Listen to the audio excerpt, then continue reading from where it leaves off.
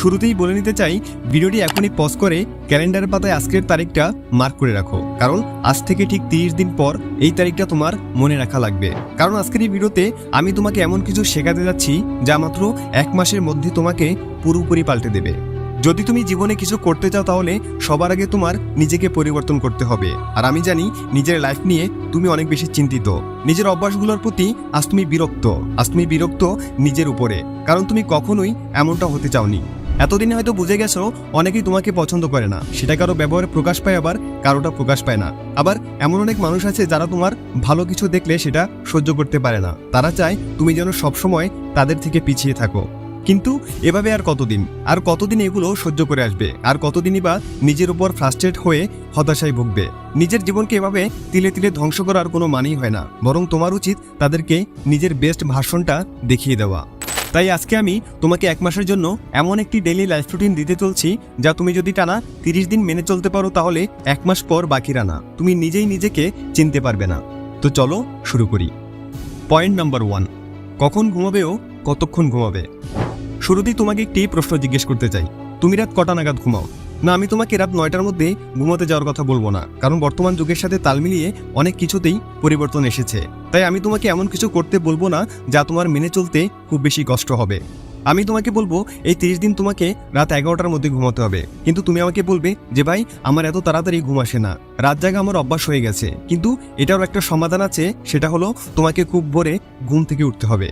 সকালে যত দেরি করে উঠবে রাতে তোমার ঘুমাতে ততই দেরি হবে। তাই অবশ্যই তোমাকে খুব ভোরে ঘুম থেকে ওঠার অভ্যাস করতে হবে। আর কখন তুমি ঘুমাবে, কতক্ষণ ঘুমাবে আর কখন ঘুম থেকে উঠবে সেটাও আমি নির্ধারণ করে দিচ্ছি। রাত 11টা, তোমাকে অবশ্যই রাত 11টার মধ্যে ঘুমিয়ে যেতে হবে। মনে রাখতে হবে সময়টা যেন 11টার থেকে বেশি না হয়। আর 6 ঘন্টা ঘুমিয়ে তোমাকে এই 1 মাস ভোর 5টায় ঘুম থেকে উঠতে হবে। আর একজন মানুষের সুস্থ থাকার জন্য দিনে 6 ঘন্টা ঘুমই যথেষ্ট। আর যদি তুমি সকালে উঠতে না পারো তাহলে আমাদের ভোর 4টায় ওঠার ম্যাজিক এই ভিডিওটি দেখে আসতে পারো। পয়েন্ট নাম্বার 2, ব্যায়াম ও শরীর চর্চা করা। তো কিছুক্ষণ আগেই বললাম তোমাকে প্রতিদিন ভোর 5টায় ঘুম থেকে উঠতে হবে। ঘুম থেকে ওঠার পর ফ্রেশ হয়ে সৃষ্টিকর্তার কাছে প্রার্থনা সেরে নিতে হবে। তারপর খালি পেটে তোমাকে 1 গ্লাস নর্মাল পানি পান করতে হবে।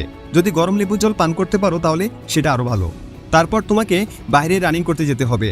সর্বনিম্ন 30 মিনিট তোমাকে খুব আস্তে আস্তে দৌড়তে হবে। তারপর এক্সারসাইজ করে বাসায় ফিরে আসতে হবে।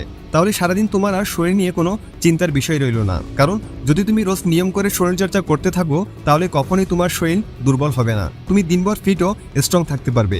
একটা কথা সবসময় মনে রাখতে হবে, স্বাস্থ্যই সকল সুখের মূল। তাই যদি তোমার শরীর স্বাস্থ্যই ভালো না থাকে তাহলে সুখটা আসবে কোথা থেকে? তাই তোমাকে সবসময় এমন কিছু করতে হবে যা তোমার শরীরকে সর্বদা সচল রাখতে সাহায্য করে। পয়েন্ট নাম্বার 3, খাওয়া দাওয়ার একটি লিমিট রাখা। এই 1 মাস তোমাকে সকল ধরনের অস্বাস্থ্যকর খাবার ত্যাগ করতে হবে। তৈলাক্ত খাবার যত কম পারো তত খাওয়ার চেষ্টা করবে। সকল ধরনের জাঙ্ক ফুড বর্জন করতে হবে সেই ধরনের খাবারগুলো যা তোমার শরীরের চর্বির পরিমাণ বাড়িয়ে দেয়। তোমাকে তোমার শরীর অনুযায়ী যথেষ্ট পরিমাণ বিশুদ্ধ পানি পান করতে হবে।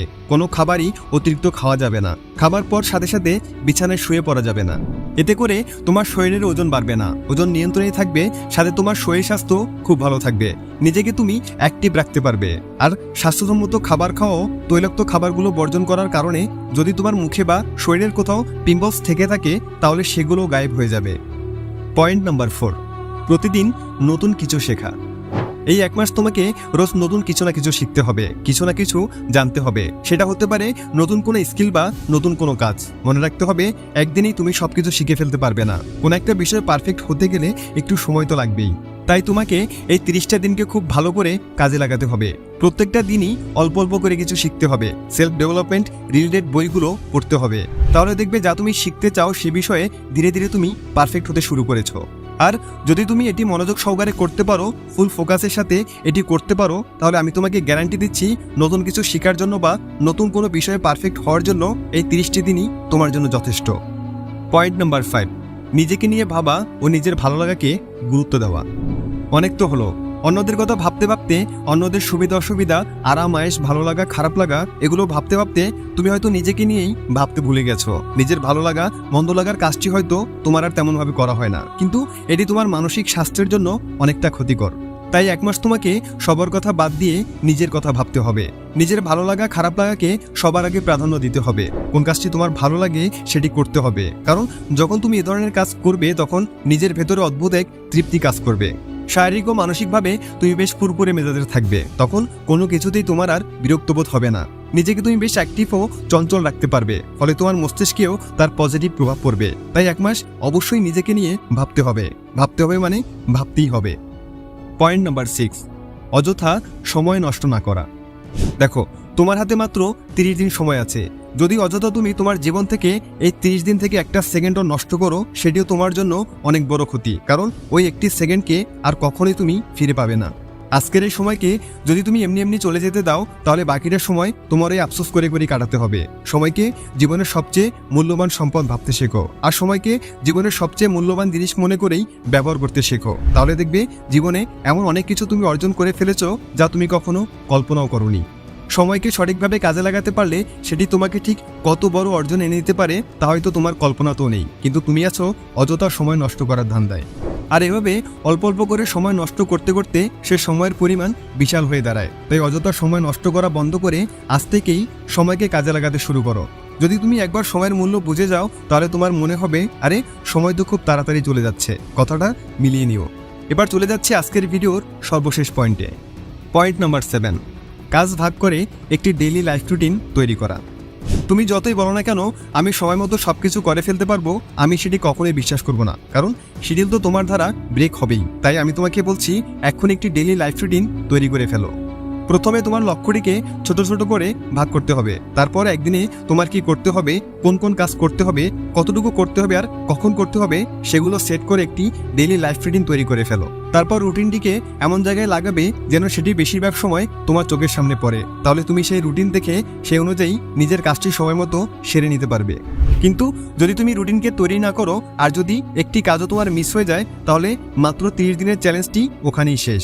তোমাকে আবার সবকিছু নতুন করে শুরু করতে হবে। তাই নিজের ভালো চাইলে এখনই সবকিছু পরিকল্পনা করে ভেবেচিন্তে একটি রুটিন তৈরি করে ফেলো। আর যদি তুমি আমার বলা এই 7টি পয়েন্ট মেনে চলতে পারো, তাহলে 30 দিন পর নিজের মধ্যে এত এত পরিবর্তন দেখতে পারবে যে তুমি নিজেকে চিনতেই পারবে না। মানুষ পুরো অবাক হয়ে যাবে। যারা তোমাকে নিয়ে ঠাট্টা করতো তারা তোমায় দেখে চুপ হয়ে যাবে। যারা তোমার পেছনে তোমায় নিয়ে বদনাম করতো সেই তারাই তোমার ব্যাপারে কিছু বলতে গেলে দুবার ভাববে। যারা বলেছিল তুমি কখনোই পারবে না, তারাই তোমাকে বলবে এটা কিভাবে করলে। যারা তোমার মনোবল বারবার ভেঙে দিত তারাই আবার তোমাকে সংবর্ধনা জানাতে আসবে। যারা তোমাকে অন্যের সাথে তুলনা করত তারা অন্যকে তোমায় দেখিয়ে বলবে যে দেখ ওর মতো হতে শিখ। তুমি চুপ করে দেবে সেই সকল ব্যক্তির মুখ যারা কখনোই তোমাকে উৎসাহ যোগায়নি, যারা কখনো তোমার সাহস যোগায়নি, তোমার ভালো চায়নি।